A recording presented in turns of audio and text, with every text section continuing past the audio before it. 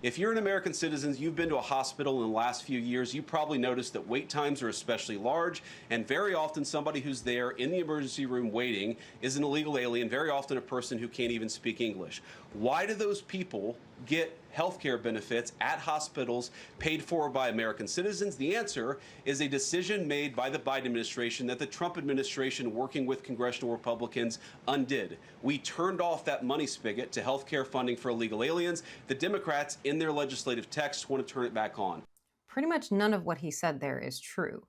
To the great shame of our country, people who are here and are undocumented have not and cannot access Medicaid, Medicare, CHIP, or subsidies through the Affordable Care Act.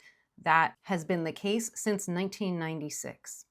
It's also not true that emergency department wait times are long because of immigrants, any kind of immigrants at all. There have been a number of studies done looking at what the causes are of ED overcrowding, and immigrants are nowhere on that list. For example, this study looking at wait times in California from 2011 to 2021 found that over that period of time, hospitals were closing, there were fewer hospital beds, and there was a higher acuity, meaning the higher level of illness of patients, combined with a higher volume of patients. And it doesn't take a genius to figure out that more patients who are more sick with fewer beds and fewer hospitals will result in more crowded emergency departments.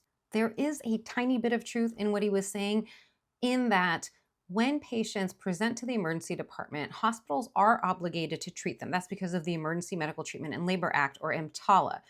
When those patients are uninsured, hospitals can apply for reimbursement of the costs incurred from Medicaid.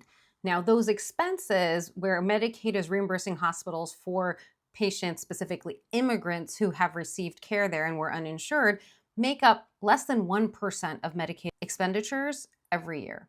And even though it's a very small percentage of the overall Medicaid budget, these reimbursements help keep these hospitals open so they can take care of all patients. More importantly, that whole set of comments was a giant racist dog whistle. He's trying to scapegoat people who are not descendants of white Europeans. As a physician, I can say our healthcare system is terrible in many, many ways, and a lot of which has to do with capitalism and the for-profit nature of our healthcare systems.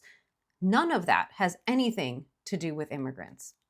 Anyone who thinks we should watch people bleed out in emergency department lobbies because they don't have whatever paperwork you want them to have has coal where their heart should be, and that is my official diagnosis.